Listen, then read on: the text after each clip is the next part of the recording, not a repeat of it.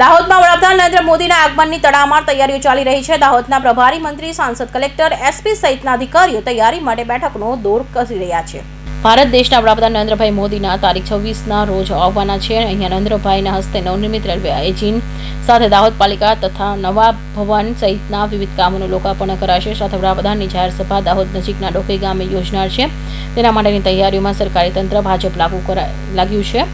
કોઈ અનિષ્ટ બનાવ ન બને અને કાર્યક્રમ શાંતિપૂર્ણ રીતે થાય તે માટે પોલીસ વિભાગ પણ મોટા પાયે કાફલો ખડકી દીધો છે અને કલેક્ટર પણ આયોજન માટે બેઠકોનો દોર કરી રહ્યા છે। ત્યારે દાહોદના નરેન્દ્રભાઈ મોદીના કાર્યક્રમમાં 8 એસપી, 30 ડીવાયએસપી, 90 પીઆઈ, 225 પીએસઆઈ, 2500 થી 3000 પોલીસ જવાનો ખડે પગે હાજર રહેશે। સાથે સરકાર દ્વારા પાણીની પાર્કિંગ તેમજ લોકોને કાર્યક્રમમાં આવવા જવામાં તકલીફ ન પડે તે માટે આયોજન કરવામાં આવી રહ્યું છે।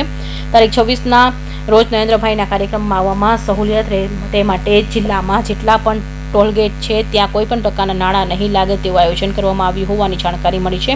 જિલ્લા ભાજપ દ્વારા પણ મોટા પાયે જિલ્લાના લોકો કાર્યક્રમમાં આવે તે માટે ગામે તાલુકાએ બેઠકો દોર કરી રહ્યા છે। चल जल्दी कर, तूफान आ रहा है। जी सर।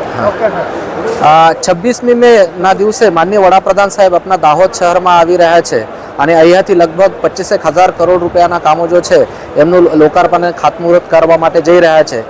દાહોદ અને ગુજરાત રાજ્યને એક મોટી સૌગાત આપવા માટે આવી રહ્યા છે।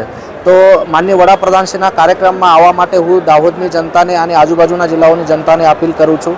ઓપરેશન સિંદૂર પછી માનનીય વડાપ્રધાન સાહેબ પ્રથમ વખત ગુજરાત આવી રહ્યા છે તો વડાપ્રધાન સાહેબને આવકારવા માટે મોટી સંખ્યામાં લોકો હાજર રહે એ માટે હું અપીલ કરું છું। અહીંયા વહીવટીતંત્ર તરફથી જો પણ તૈયારીઓ કરવાની હતી એ તડામાર તૈયારીઓ ચાલુ છે। એની સાથે સાથે જ જો સામાન્ય માણસ આવશે, જો જનતા આવશે એમના માટે પણ પૂરતી વ્યવસ્થા કરવામાં આવેલી છે। કોઈ પણ પ્રકારની તકલીફ સામાન્ય માણસને ના પડે એના માટે અમે વહીવટીતંત્ર દ્વારા તકેદારી લીધેલી છે। અમારા દાહોદ જિલ્લાના બધા અધિકારીઓ, પદાધિકારીઓ દ્વારા પોતપોતાના રીતે પણ સામાન્ય જનતા માટેની પૂરતી તકેદારીઓ લેવામાં આવી રહી છે।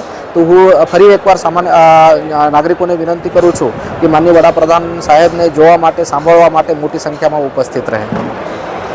સુરેશ કાપડિયા, દાહોદ।